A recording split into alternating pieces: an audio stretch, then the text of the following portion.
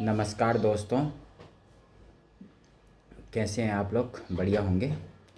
और जैसे कि आज एक बड़ी दुखद घटना भी घटी कि लाल किला के पास बम के धमाके हुए, जिसमें कुछ लोग ने अपनी जान से भी जाना पड़ा।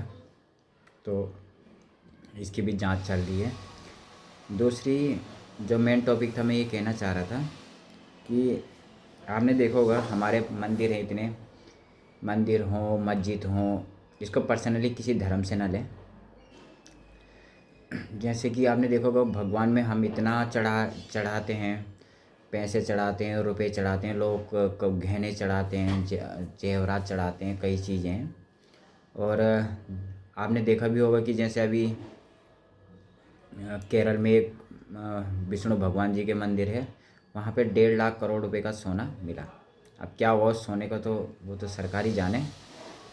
तो इतना हम पैसे चढ़ाते हैं इतना, तो वो चढ़ा हुआ पैसा कहाँ जाता है? और क्या हम जो रुपए चढ़ाते हैं, क्या भगवान को उस पैसे की ज़रूरत है? अगर आप उसकी जितना वहाँ सोना चांदी जो लोग चढ़ाते हैं, इतना किसी विकलांग व्यक्ति को, किन्हीं गरीबों को, और जो ज़रूरतमंद हैं उन लोगों को दे दें, तो मेरे को लगता है कि भगवान जी का आशीर्वाद ज़्यादा बना रहेगा। क्योंकि आप देखते भी होंगे भगवान में जब हम प्रसाद चढ़ाते हैं, जैसे भगवान मंदिर में जाते हैं, हम प्रसाद चढ़ाते हैं, वहाँ से भी हमें प्रसाद मिलता है।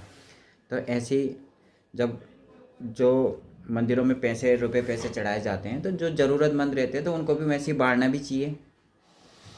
तो उस पैसे का हो क्या रहा है? और अभी आपने देखा होगा 9 तारीख को हमारे 9 अभी ये जो 9 गई 9 नवंबर को हमारे राज्य का स्थापना दिवस भी मनाया गया। वहाँ भी आपने देखा होगा, हमने खुद देखा कि सरकारी बसों में भी लोग आ रहे हैं, गवर्नमेंट की प्रॉपर्टी में प्रचार के लिए लोगों को बुलाया जा रहा है। तो शायद इन पैसे का ऐसे ही दुरुपयोग हो रहा है। और आम लोगों को वहाँ क्या मिला? कुछ भी नहीं मिला। मिलना क्या था उनको? एक 5 रुपए की बिसलरी की पानी की बोतल तक सरकार उपलब्ध नहीं करा पाई इतने 25 सालों में भी। और तो ये क्या गरीबी दूर करेंगे? और आप देख ही रहे होंगे धीरे धीरे सरकारी कॉलेज, सरकारी हॉस्पिटल सब ख़त्म हो रहे हैं। और अच्छे अच्छे जो गवर्नमेंट जॉबों पे भी हैं, अपने बच्चों को एक कोर्स नहीं करवा सकते, लोन लेना पड़ता है उनको। बीटेक हो चाहे आपके मेडिकल हो, 1-1 करोड़ रुपए फीस ले रहे हैं प्राइवेट में। और वो प्राइवेट से केवल उनके जो मालिक हैं उन लोगों को फ़ायदा पहुंचता है। आपको लगता होगा कि कर रहे हैं वो समाज के लिए, इतना दान पुण्य कर रहे हैं, वो सब दिखावा होता है। अगर उनको हकीकत में कुछ करना ही हो तो दूसरे तरीके से कर सकते हैं कि बच्चों की फ़ीस कम करें, या हॉस्पिटल में जो 1 करोड़ की सरकारी में जब 10 लाख 10,000 20,000 या 1 लाख 5 लाख में हो सकता है, तो अपने कॉलेजों में वो करवाएं। पर ऐसा वो लोग करेंगे नहीं, क्योंकि भारत में सबसे बड़ी बात तो ये है कि यहाँ का पढ़ा लिखा युवक ही इतना, मतलब क्या बोले, उसके सोचने का जो एक नज़रिया है चीज़ों को लेके, आज भी गाय भैंस और हिंदू मुस्लिम और इन चीज़ों में फंसा पड़ा हुआ है। उसको ना तो अपनी वो उसने मतलब वो अपने आगे का फ्यूचर सोचता ही नहीं है। बस वो उस नेता पे ज़्यादा विश्वास करता है जो अनपढ़ है, जिसने उसके बराबर कुछ पढ़ा भी नहीं है, और उससे अपने भविष्य बनाने के लिए उसको आइडियल मानता है। तो काफ़ी चीज़ें हैं बोलने के लिए। तो मेरा तो यही है कि आप जितना मंदिरों में, मैं लास्ट में इसी कंक्लूजन में आऊँगा कि जितना अगर आपके पास पैसे आप मदद कर सकते हैं, चाहे धन से करें चाहे किसी और तरीके से करें, तो डायरेक्ट करें। किसी को, गरीब को अपने गांव में, या किसी को किसी चीज़ की ज़रूरत हो, किसी की बालिका बच्चों की शादी होने में किसी में ज़रूरत हो पैसों की, तो जितना आपने मंदिर में चढ़ाना है तो आप वहाँ पे दे सकते हैं। और भी तरीके हैं, कोई आपके अगल बगल कोई गरीब हो कुछ हो तो आप उनको दीजिए।